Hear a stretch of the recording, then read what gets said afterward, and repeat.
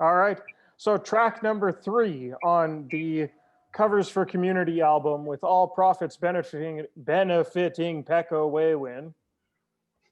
Track number 3, Painful Reminder, SNFU. Rest in peace, Chai Pig. Mm-hmm. Um, we were talking about DOA earlier, like same thing, SNFU. You can be a band from Edmonton and have an impact far beyond Edmonton. That, that's a huge lesson I've carried with me. What are your thoughts on it?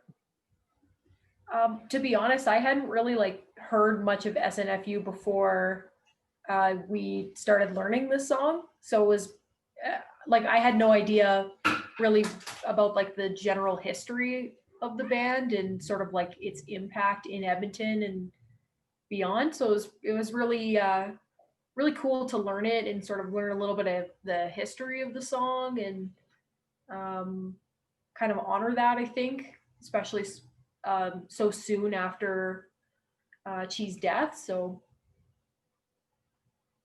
yeah, so it was a cool experience for me. Mm-hmm. I was like, when the idea for doing this album came up, the first thought I had was like, oh, we gotta do an SNFU song for Kenny. It's like it was, yeah, just like a few months ago that he passed, and like he impacted so many people in the whole punk scene, like not just here in Edmonton, but in the whole world. Like you can't go to a skate park and not hear Kenny Chin's name. Like everybody knows him and stuff like that. Um, and I think this is like um, one of the more poignant SNFU songs there are, and there's lots of them. But like this one is really, it's really relevant no matter when or where you are.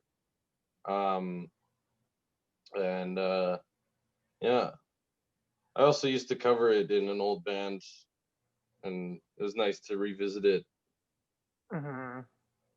Yeah, and just like you said, that impact, like when he passed, seeing Billy Joe Armstrong from Green Day put a Hmm. tribute up on Instagram, and like Fat Mike and all these people that, you know, maybe a generation or even half a generation later than SNFU brought punk into the mainstream and really, exploded the genre beyond just the underground. And like they all point to bands like SNFU and say, yeah, bands like SNFU are why we started playing this music. And Hmm. from right here in Edmonton. So that's if that's not inspiring to a punk band in Edmonton, they probably shouldn't be a punk band from Edmonton.